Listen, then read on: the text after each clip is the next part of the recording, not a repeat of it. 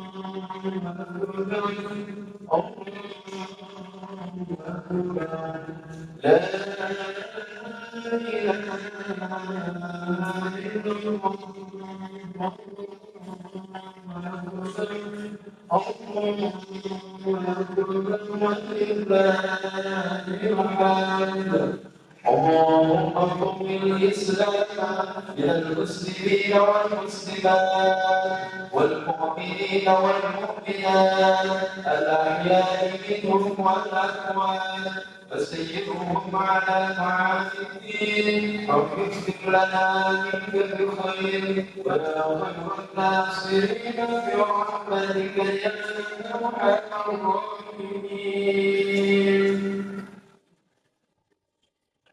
يا معاشر المسلمين وزمرة المؤمنين رحمهم الله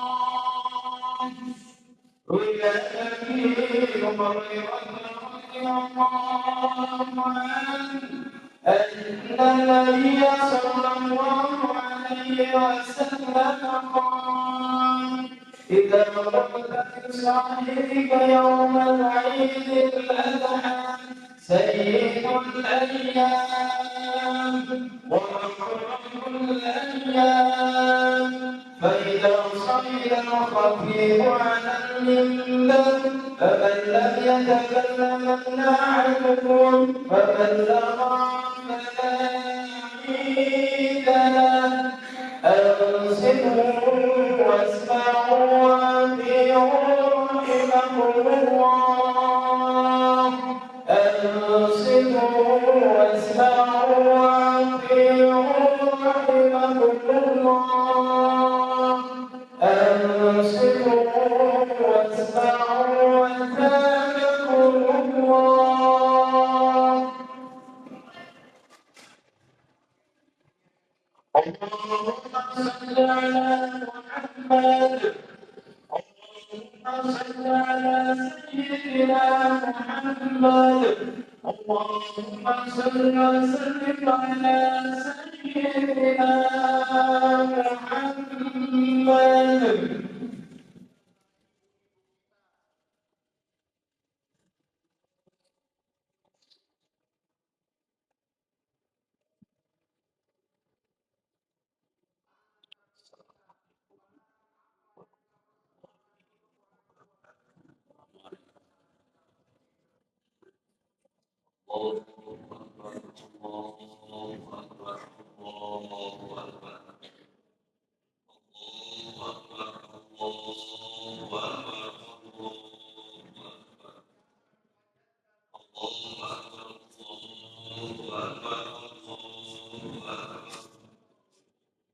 الله أكبر كبيرا والحمد لله كثيرا وسبحان الله بكرة وأصيلا لا إله إلا الله والله الله أكبر ولله الحمد. الحمد لله الذي سهل لعباده طريق العبادة ويسر ووفقهم أجور أعمالهم من غزائن جوده التي لا تحصى وجعل لهم يوم عيد يعود عليهم في كل سنة وتكرر. أشهد أن لا إله إلا الله وحده لا شريك له وأشهد أن سيدنا ونبينا محمدا عبده ورسوله الشافع المشفع في المحشر. اللهم صل وسلم وبارك على سيدنا محمد وعلى آله وأصحابه الذين أذاب عنهم الرجس والطغى. أما بعد فيا عباد الله أوصيكم وإياي بتقوى الله وأحثكم على طاعته بقوله تعالى في كتابه الكريم: أعوذ بالله من الشيطان الرجيم. يا أيها الذين آمنوا اتقوا الله حق تقاته ولا تموتن إلا وأنتم مسلمون. صدق الله العظيم. Ma'asyiral muslimin, jamaah Idul Adha yang dimuliakan Allah. Alhamdulillah, di pagi yang cerah ini Allah masih mempertemukan kepada kita satu hari yang begitu bersejarah, satu hari yang begitu istimewa, yaitu hari raya Idul.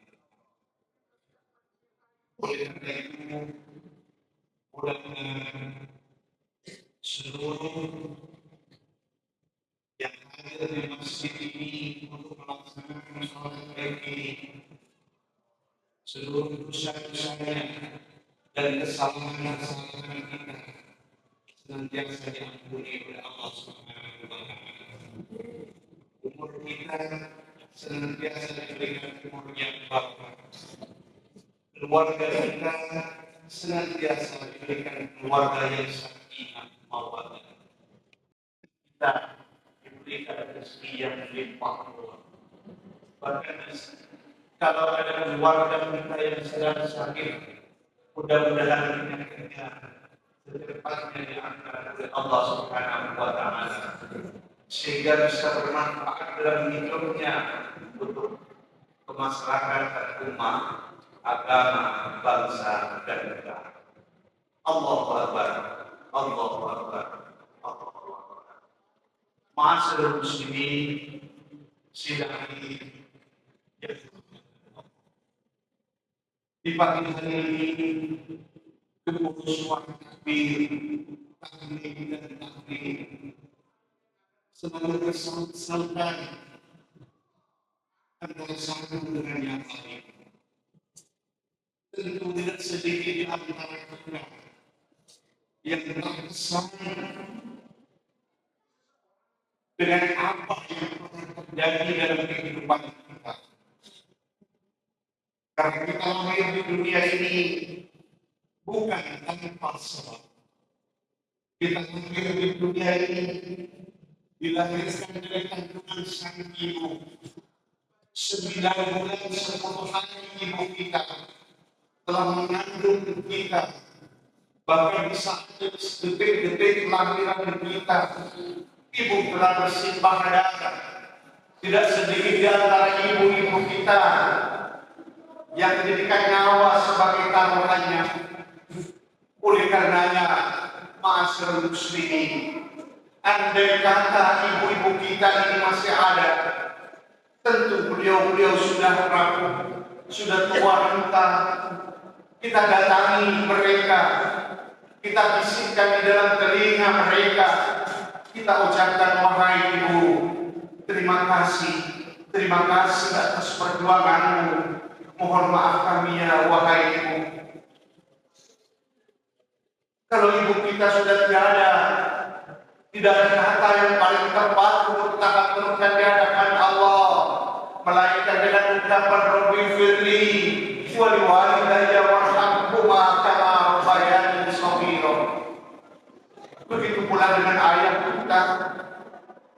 Bagaimana ayah kita, mereka telah bekerja keras banting tulang keras keringat.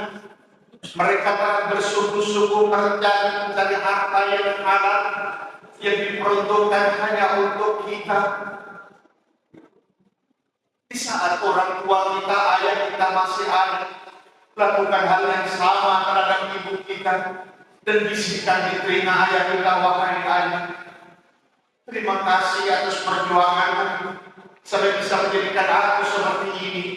Lalu ucapkan, wahai ayahku, maafkanlah kalau aku punya kesalahan pada wahai ayah. Kalaupun ayah kita pun sudah tiada, maka tidak ada doa yang paling tepat kita haturkan di hadapan Allah, melainkan dengan ungkapan Rabbighfirli wa liwalidayya warhamhuma kama rabbayani shaghira.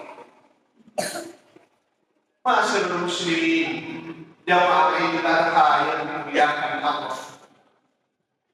Di hari yang bahagia ini, di hari yang istimewa ini, tentu kita semua mempunyai pendapat yang sama. Apa balasan yang harus kita persembahkan untuk orang tua kita, untuk ibu kita yang dengan jerih payah melahirkan kita, ayah kita yang jerih payah mencari nafkah untuk kebutuhan kita. Lalu saat ini tantangan bagi kita, balasan apa yang kita persembahkan untuk orang tua kita? Maka di saat kita mempunyai kelebihan secara finansial, kita mampu untuk berkorban, korbankanlah atas nama kedua orang tua kita. Kita tidak mampu berkorban sodako untuk atas nama kedua orang tua kita. Kalaupun itu pun tidak mampu, maka tidak setidak-tidaknya Fatihahlah yang senantiasa kita aturkan untuk kedua orang tua kita. Itulah bentuk cinta kasih kita terhadap orang tua. Karena ending dari segala cinta kasih adalah pengorbanan. Barangkali hal ini, ma'asyiral muslimin, sidang Idul Adha yang dimuliakan Allah, jauh sebelumnya kita sudah dicontohkan yang diabadikan di dalam Al-Quran. Bagaimana Nabiullah Ibrahim alaihissalam yang di saat usia senja, doa yang senantiasa dipanjatkan oleh Nabiullah Ibrahim, Rabbi habli minas shalihin, ya Rabb, berilah kami keturunan yang saleh, berilah kami keturunan yang sebagai penyuluh jiwa, sedap bila dipandang mata, berilah kami keturunan yang mampu menjadikan estafet perjuangan dakwah kami, ya Rabb. Saat usia 86 tahun, doa Ibrahim ini baru dikabulkan oleh Allah. Namun apa yang terjadi, ma'asyiral muslimin? Usia putra yang dilahirkan dari Siti Hajar yang bernama Ismail, usia masih balita, tiba-tiba Nabiullah Ibrahim alaihissalam bagaikan terkena petir di siang bolong. Tiba-tiba wahyu Allah turun, wahai Ibrahim, kalau engkau mencintaiku lebih dari cintamu kepada makhluk-makhluk yang ada, saat ini pula Hajar istrimu, Ismail anakmu, bawa dia keluar, lalu letakkan dia di sebuah tanah yang kering kerontang, letakkan dia di sebuah tanah yang gersang, tinggalkan mereka berdua di sana. Di sini, ma'asyiral muslimin, Ibrahim dihadapkan dua persimpangan jalan. Ibrahim benar-benar dihadapkan dua persimpangan jalan. Kalau Ibrahim lebih mencintai istri dan anaknya, maka sudah barang tentu perintah Allah ini diabaikan begitu saja. Tapi kalau Ibrahim lebih mencintai Allah, pasti Ibrahim mempunyai pendapat yang lain, dan pendapat itu adalah pastilah Allah mempunyai rencana yang lain. Ma'asyiral muslimin, sidang Idul Adha Allahu Akbar. Tibalah saatnya Ismail dan Siti Hajar diletakkan oleh Ibrahim di sebuah tanah yang kering merontang, ditinggalkan mereka berdua tanpa perbekalan apapun.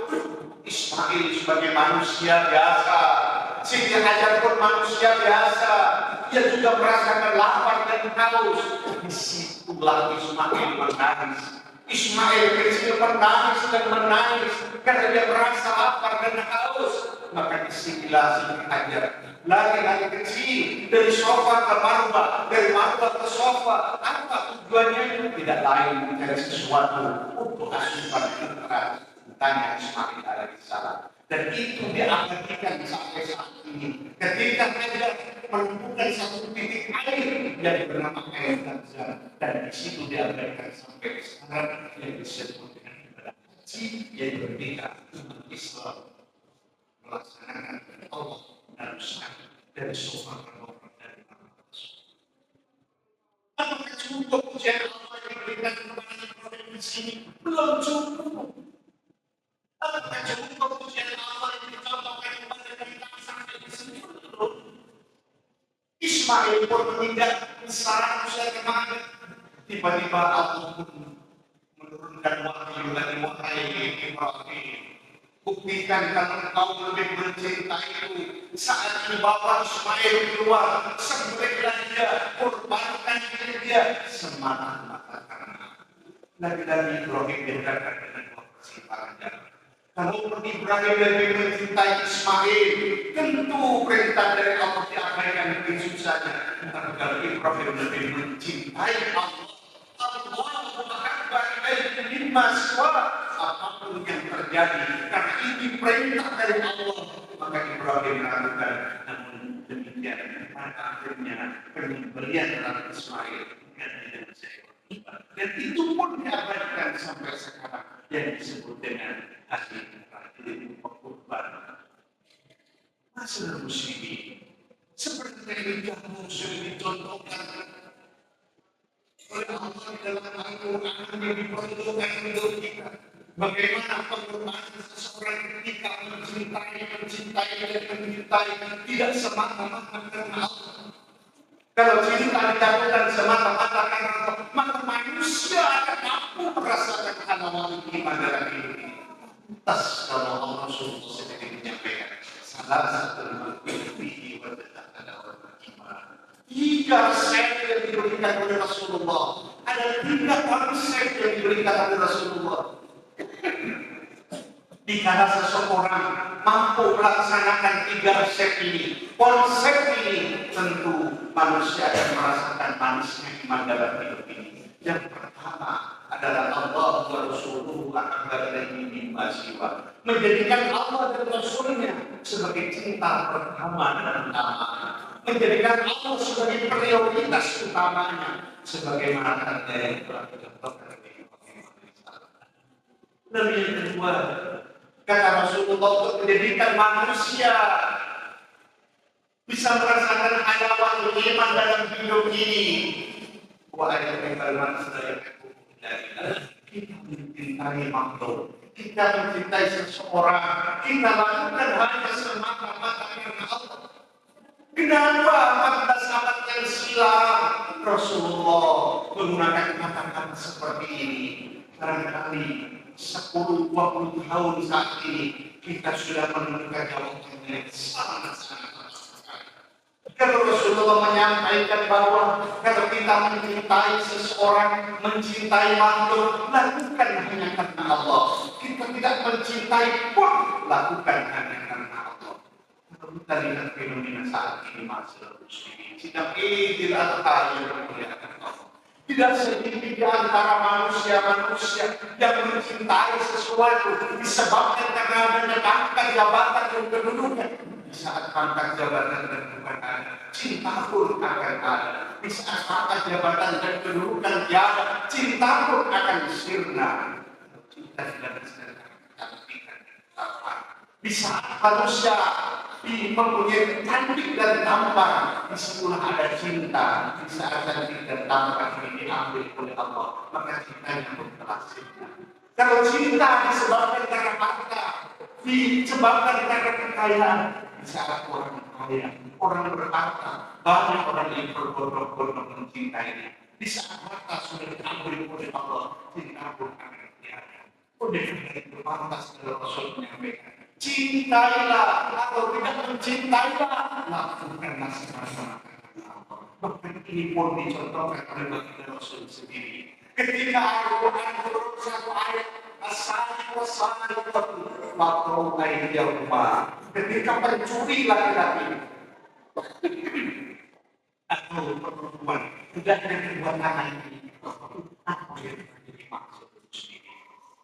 Yang terjadi kata Rasulullah SAW, Fatimah, dapat kebiasaan. Andai kata Fatimah sendiri yang mencuri, bukan orang lain yang akan memotong tangan Fatimah, bukan orang lain yang akan mengeksekusi Fatimah. Tapi aku Rasulullah, aku sebagai orang tua yang akan menghukum Fatimah sendiri. Ini menunjukkan bahwa cinta Rasulullah terhadap Allah jauh lebih cinta kepada Allah. Saudara muslimin, jangan saudara inilah yang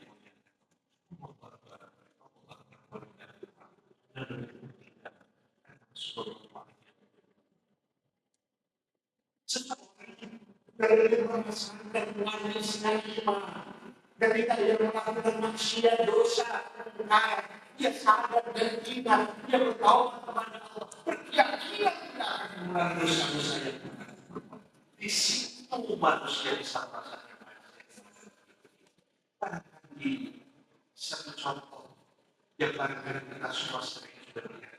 Bagaimana ketika Nabi Musa alaihissalam dan mulai kecil dikubur diambil oleh Raja Fir'aun karena Fir'aun sebagai raja bahkan mengembalikan diri sebagai Tuhan pula. Di saat ini Fir'aun dan Musa, karena Musa sudah dewasa, Musa sudah besar, berada di persimpangan jalan.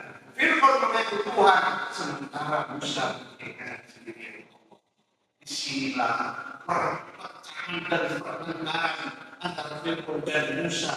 Di saat pertengkaran Fir'aun dan Musa, Fir'aun sebagai raja, Fir'aun sebagai penguasa, maka dipanggillah para ahli-sihir Fir'aun, diminta untuk memerangi Musa, baik dia mati atau tidak, terserah lakukan. Begitu perang antara Musa dan Fir'aun, antara Musa dan ahli-sihir, ternyata kemenangan ada di pihak Musa. Yang terjadi masa ini. Keimanan ahli-sihir terhadap Musa belum sampai 1 tahun, belum sampai 1 bulan. Keimanan ahli-sihir mengikuti agama Musa. Bahkan sampai masih di bulan hari itu sudah didengar oleh Fir'aun, dipanggillah oleh Fir'aun para ahli-sihir, wahai ahli-sihirku, benarkah kau mengikuti agama Musa? Karena kau mengikuti agama Musa, kau harus tahu akibatnya. Kedua tanganmu aku potong, kedua kakimu akan aku potong. Bahkan tidak cuma itu, kau akan aku bunuh.